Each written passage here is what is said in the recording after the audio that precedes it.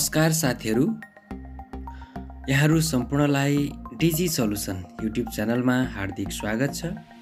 आज मिति 2077 पौष 15 गते बुधबार। आज पनि तपाईहरुको लागि गोरखापत्रमा प्रकाशित लोकसेवा तयारी सामग्री वस्तुगत प्रश्नोत्तरहरू लिएर उपस्थित भइसकेको छु। आउनुहोस् सुरु गरौँ वस्तुगत प्रश्नोत्तरहरूबाट। विविध सोलुसनको लागि डिजी सोलुसन सब्स्क्राइब गरी छेउमै रहेको बेल आइकन दबाउन नभुल्नुहोला। प्रश्न number 1, time person of the year 2020 घोषित हुन सफल व्यक्तित्व को हुन्? तपाईले यहाँ तस्बिरमा पनि देख्न सक्नुहुन्छ। यसको जवाफ रहेको छ नवनिर्वाचित अमेरिकी राष्ट्रपति जो बाइडेन र उपराष्ट्रपति कमला ह्यारिस। अमेरिका स्थित टाइम्स पत्रिकाले पहिलो पटक सन् 1927 मा चार्ल्स लिन्डरबर्गलाई Time person of the year घोषित गरेको थियो। टाइम्स पत्रिकाद्वारा सन् 1949 मा विन्स्टन चर्चिललाई man of the half century, सन् 1989 मा Mikhail Gorbachev man of the decade एवं 1999 मा अल्बर्ट आइन्स्टाइनलाई पर्सन अफ द सेन्चुरी घोषणा गरेको थियो। टाइम्स पत्रिकाले 2019 मा वातावरण अभियन्ता 16 वर्षीय ग्रेटा थनबर्गलाई टाइम्स वर्ष व्यक्ति घोषणा गरेको थियो। प्रश्न नम्बर 2, सन् 2020 जनवरी 12 मा नेपाल सरकारबाट सम्मानार्थ नेपाली नागरिकता प्राप्त गर्ने व्यक्तित्व को हुनुहुन्छ? यसको सही जवाफ रहेको छ ओम डङ्गेल। प्रश्न नम्बर 3, नेपाल विज्ञान तथा प्रविधि प्रज्ञान प्रतिष्ठान नास्टद्वारा निर्माण गरिएको पहिलो ह्युमनोइड एआई रोबोट कुन हो? यसको जवाफ रहेको छ यान्त्रिका रोबोट। विक्रम सम्वत 2077 कार्तिक 3 बाट सार्वजनिक गरिएको यो मिति याद गर्नुहोला। प्रश्न नम्बर 4, अन्तर्राष्ट्रिय स्वयंसेवक दिवस कहिले मनाइन्छ? यसको सही जवाफ हो डिसेम्बर 5। प्रश्न नम्बर 5 यस प्रकार रहेको छ निजामती सेवामा रहेको आरक्षण सम्बन्धी व्यवस्था कति वर्षमा पुनरावलोकन गर्नुपर्ने प्रावधान रहेको छ? यसको जवाब छ प्रत्येक 10 वर्षमा।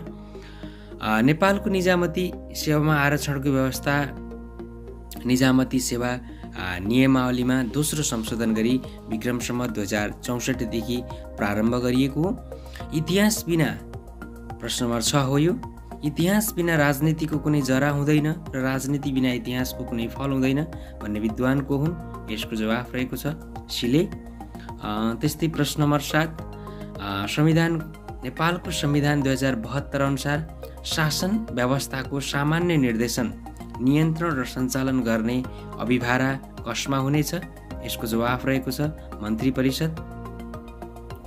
प्रश्न नम्बर 8, राणा थारूलाई आदिवासी जनजाति सूचीमा समावेश कहिले गरिएको हो?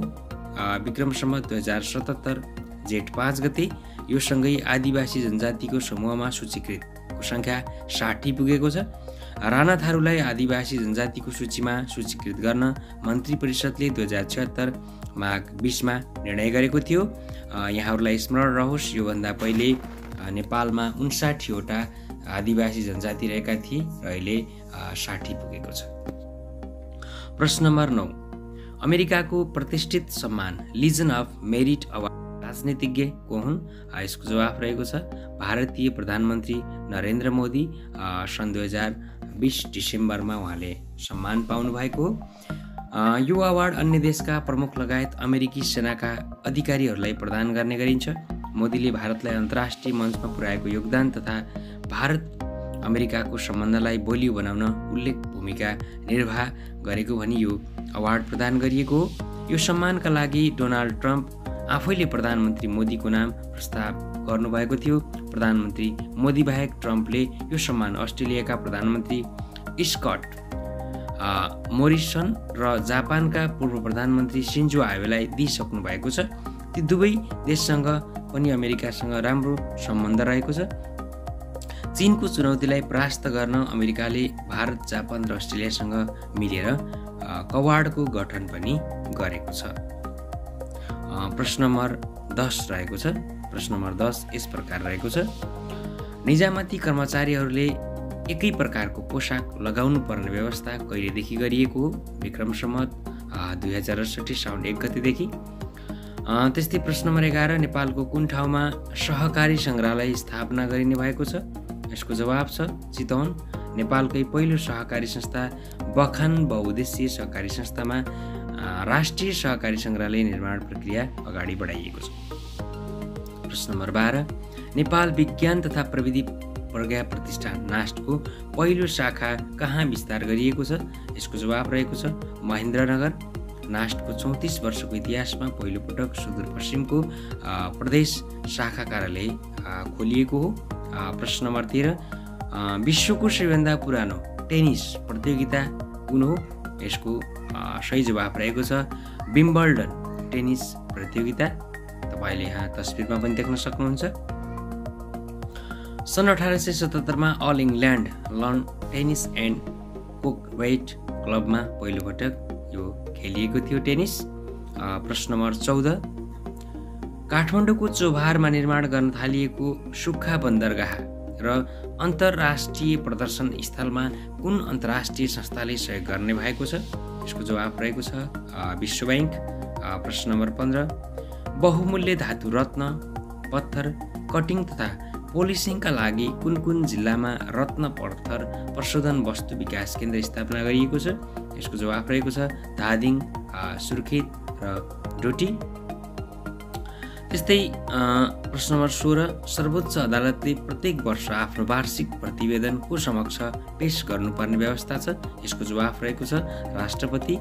प्रश्न नम्बर 17 यस प्रकार रहेको छ।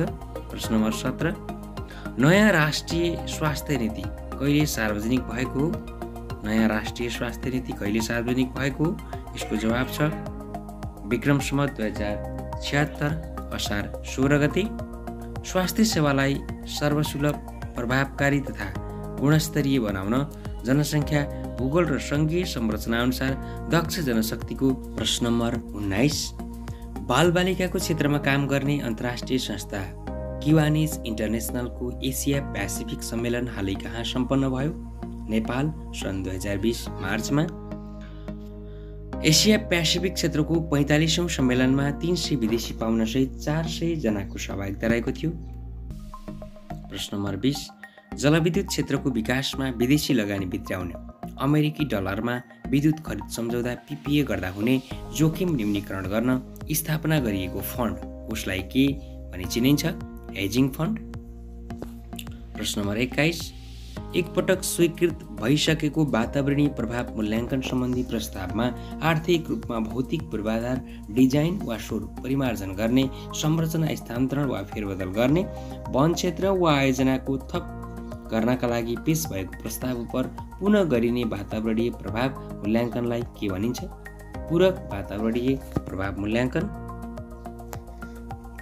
प्रश्न नम्बर 22 यस प्रकार रहेको छ नेपालमा सर्वप्रथम कागजी मुद्रा कहिलेदेखि प्रचलनमा ल्याइएको हो? विक्रम सम्वत 2002 असोज 1 गते। नेपालमा राणा प्रधानमन्त्री जुद्ध शमशेरले एक अध्यादेश जारी गरी विक्रम सम्वत 2002 असोज 1 गतेदेखि कागजी मुद्रा प्रचलनमा ल्याएका थिए। पहिलो पटक रु 100, रु 10 र रु 5 का दरका कागजी नोट जारी गरिएको थियो। सदर मुलुकी खानाबाट जारी गरिएको ती नोटहरूमा दस्तखत गर्ने खजान्जी जनकराज रहेका थिए।